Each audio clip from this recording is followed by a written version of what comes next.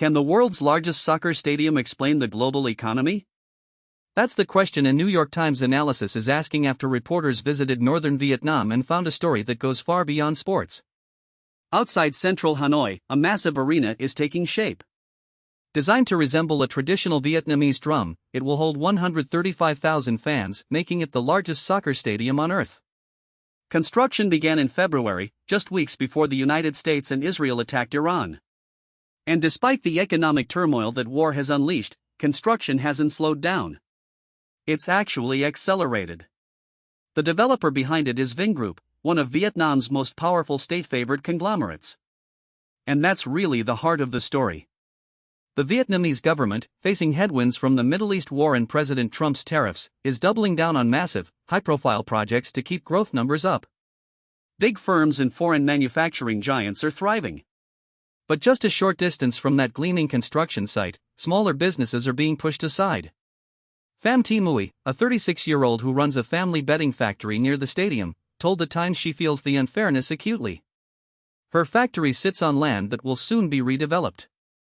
She said, and I'm quoting here, "For small companies like us, it's so challenging, it's harder, and it's not fair. We pour our hearts into everything, and we're the first to suffer." Economists have a name for what's happening in Vietnam. Jonathan Pincus of Fulbright University in Ho Chi Minh City calls it a two-track economy. The wealthiest firms, mostly large foreign manufacturers that have made Vietnam a major export hub, operate in an entirely different world from the smaller domestic businesses that make up 95% of all companies in the country. Those smaller firms rarely get integrated into the higher value parts of the supply chain. Wages stay low.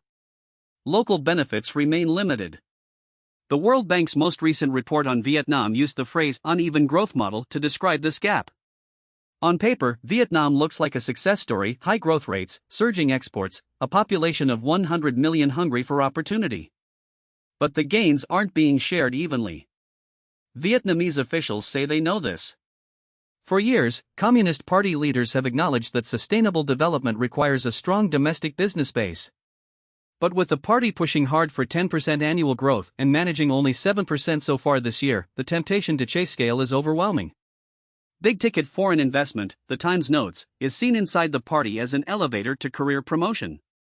So officials keep courting it, even as the two-track divide widens. What's striking about this story is that Vietnam isn't unique. The same dynamic, large firms getting larger while smaller local businesses get squeezed by inflation, energy shortages, and policy neglect, is playing out in countries around the world. The war in the Middle East and the tariff uncertainty coming out of Washington are accelerating a trend that was already underway. The stadium, then, is more than a construction project. It's a symbol of who wins and who loses in the current global economy. For now, the concrete keeps going up. For families like Pham Thi Mui's, the clock is ticking. That's the analysis from the New York Times. I'm your host, thanks for listening.